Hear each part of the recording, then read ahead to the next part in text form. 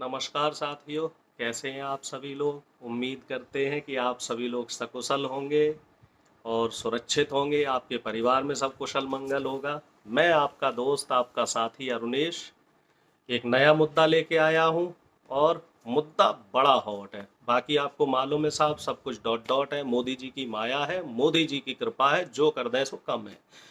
मुद्दा चल रहा है, आपको मालूम ही होगा, द कश्मीर फाइल्स। हालांकि ये कोई मुद्दा नहीं है, ये मुद्दा बनाया जा रहा है। Bharatiya Janata party, BJP, RSS, इनके द्वारा ये मुद्दा बनाने की कोशिश की जा रही है। क्योंकि देखिए, फिल्म फिल्म होती है, फिल्म को फिल्म की तरह देखना चाहिए। और हम ये नहीं कह सकते हैं कि फिल्म अगर कोई आई है तो उसमें सच्चाई है।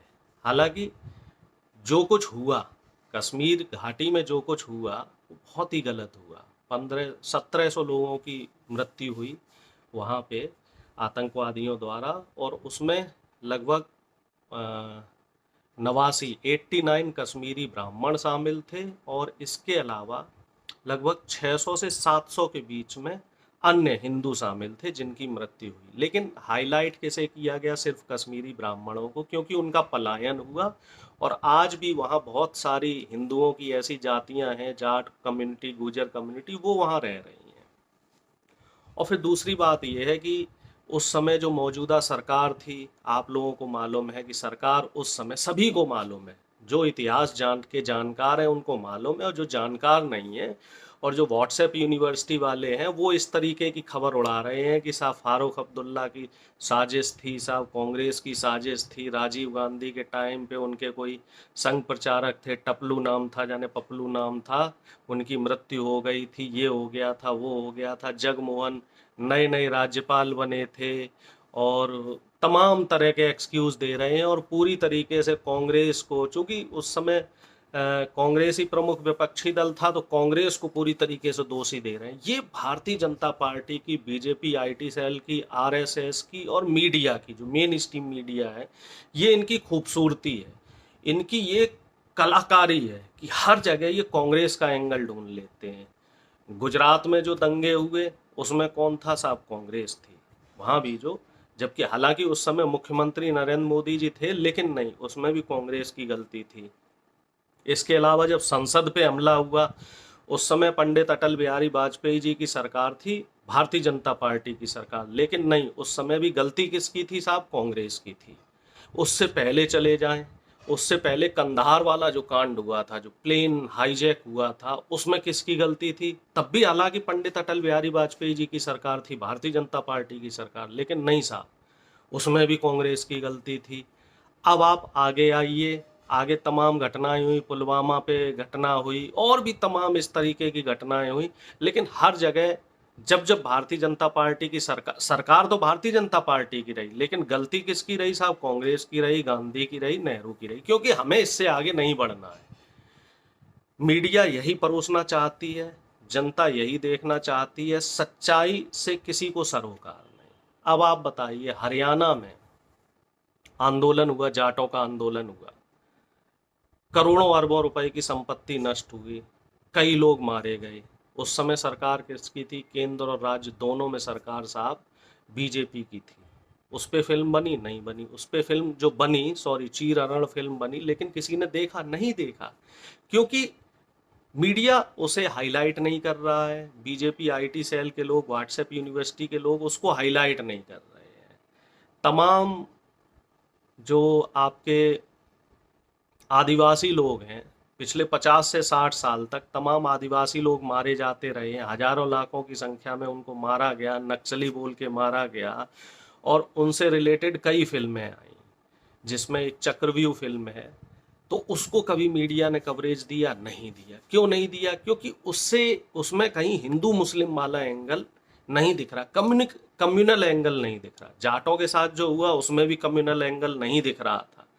इसके अलावा जय भीम फिल्म, जिसका मैं जिक्र आपसे करता रहता हूँ, आर्टिकल 15 फिल्म, जिसमें दलितों के साथ शोषण कर रहा है, और शोषण कौन कर रहा है, दलित भी हिंदू हैं और शोषण करने वाले कौन है? वो भी हिंदू हैं, वो सवर्ण हिंदू हैं, वो सामंतवादी विचारधारा के हैं, ये लोग दलित, शोषित, वंचित हैं।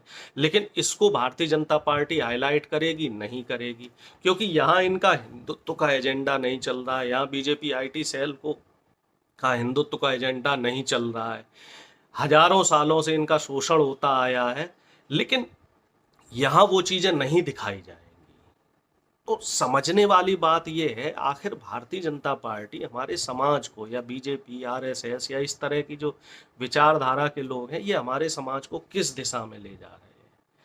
मुझे ऐसा लग रहा है अब नफरत की राजनीति का दौर आ चुका है। मैं पहले भी काफी लोगों से बोलता रहा हूं कि इस देश में दो तरह की विचारधारा है। एक विचारधारा ऐसी है जो सत्य, अहिंसा, या फिर हम कहते हैं गांधीवादी विचारधारा है। कल मोदी जी संसद में भाषण दे रहे थे कि गांधी को कोई नहीं जानता, गांधी पे भी फिल्म बननी चाहिए, इस पे भी फिल्म बननी चाहिए, उस पे भी फिल्म बननी चाहिए। क्या फिल्म ही सब कुछ है? आप इस तरह की पॉलिसी क्यों नहीं लगाते? अगर हम कश्मीरी ब्राह्मणों की बात करें तो तमाम सालों तक उनको अभी भी रिजर्वेशन मिल रहा है, उनको विस्थापित किया गया। कोई भी कश्मीरी ब्राह्मण आपको दिख रहा है जो दुखी हो?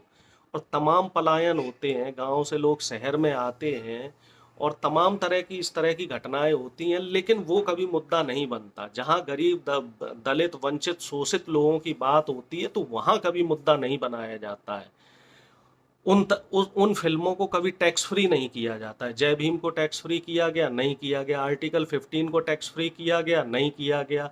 महानायक बाबा साहब अम्बेडकर पे फिल्म बनी, उसको टैक्स फ्री किया गया? उस पर कभी मुद्दा बना? नहीं बना। शूद्र द राइजिंग करके एक फिल्म आई है, उसको कभी टैक्स फ्री किया गया? अरे बहुत से लोगों को तो उस फिल्म का नाम भी नहीं पता होगा। और 90% जो बीजेपी आरएसएस की मानसिकता के, विचारधारा के जो लोग हैं, सामंतवादी जो विचारधारा के लोग हैं, वो लोग ये कहेंगे नहीं साहब, ये शूद्र जो फिल्म बनी है इसमें पुरानी बात हो गई, अब समय बदल गया है, अब ऐसा नहीं हो रहा है, ये तो पहले की चीजें थी, इसको ठीक कर दिया गया। लेकिन ठीक किसने किया?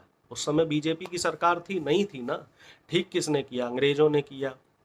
2 मिनट का समय और लूंगा। वो तो हमारे देश में ब्रिटिश हुकूमत आ गई, नहीं तो उससे पहले दलितों को पढ़ने का अधिकार नहीं था, दलितों को कुर्सी पे बैठने का अधिकार नहीं था, दलितों का वोट नहीं बनता था, दलितों के बच्चों के साथ क्या क्या होता था, दलित की जो परछाई थी, परछाई से कुछ लोग अपवित्र हो जाया करते थे, दलित की महिलाओं को तन ढकने का अधिकार नहीं था, उस पर भी टैक्स लगता था। दलित के घर में, हालांकि ये बात नहीं कहनी चाहिए, दलित के घर में कोई शादी होती थी तो उसकी जो नववधु आती थी वो पहले पंडित जी के पास जाती थी शुद्धिकरण के लिए। दलित के घर में कोई पहला बच्चा होता था, या शूद्र कह लो, तो उसको गंगा में प्रवाहित किया जाता था। इस तरह की तमाम कुरीतियां हैं।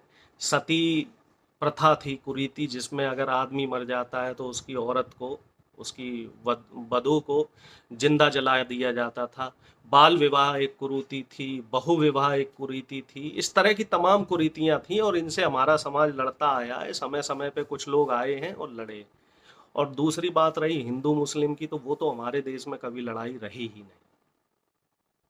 अगर हम पुरानी बात करें, इतिहास की बात करें, तो हिंदू महासभा और मुस्लिम लीग, जो हिंदू महासभा जो अब आरएसएस बन गई है, और मुस्लिम लीग जो जिन्ना की पार्टी थी जो पाकिस्तान में चली गई, इन दोनों लोगों ने मिलकर चुनाव लड़ा था कांग्रेस के खिलाफ। और अगर हम 2 नेशन पॉलिसी की बात करें, भारत विभाजन की बात करें, तो पर्याप्त साक्ष्य हैं इसमें। हिंदू महासभा और मुस्लिम लीग अड़े हुए थे। हालांकि सरदार पटेल साहब और नेहरू जी और गांधी जी कभी भी 2 नेशन पॉलिसी को सपोर्ट नहीं करते थे, लेकिन जिन्ना और हिंदू महासभा, इनकी जिद की वजह से भारत के 2 टुकड़े हुए। हालांकि अब इतिहास को बदलने की कोशिश की जा रही है, बीजेपी आईटी सेल इन चीज़ों को नहीं मानेगा।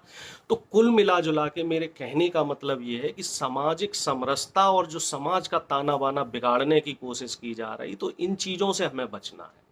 हमें शिक्षा, रोजगार, चिकित्सा, इन बातों पे बात करनी है, बढ़ती हुई महंगाई पे बात करनी है। थोड़ा सा आप भी प्रयास कीजिए, हम भी प्रयास कर रहे हैं। बाकी तो साहब आपको मालूम है, मोदी जी की माया है, मोदी जी की कृपा है, जो चल रहा है सो सब ठीक है।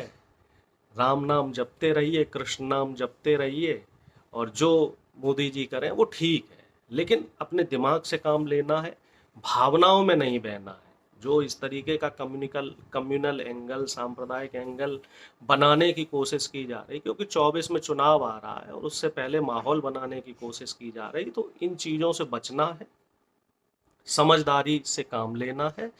और अगर इस तरीके की कोई भी कहीं भी बात हो तो किसी से वाद विवाद नहीं करना है। अगर कोई कट्टर विचारधारा का आदमी, चाहे वो हिंदू हो या मुस्लिम हो, तो उनसे वाद विवाद नहीं करना है।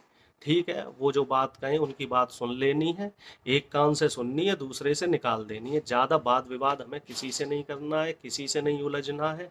माहौल बहुत ज़्यादा ठीक नहीं है, देश का माहौल थोड़ा थोड़ा गर्मा रहा है, क्योंकि आपको सब कुछ मालूम है, मेरा भी ज़्यादा कुछ बोलना उचित नहीं है।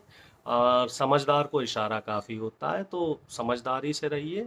शिक्षा, रोजगार, व्यापार, इस पे ध्यान दीजिए। देश की अर्थव्यवस्था बहुत कमज़ोर हो रही है, महंगाई बढ़ रही है, तो इस तरफ ध्यान दीजिए।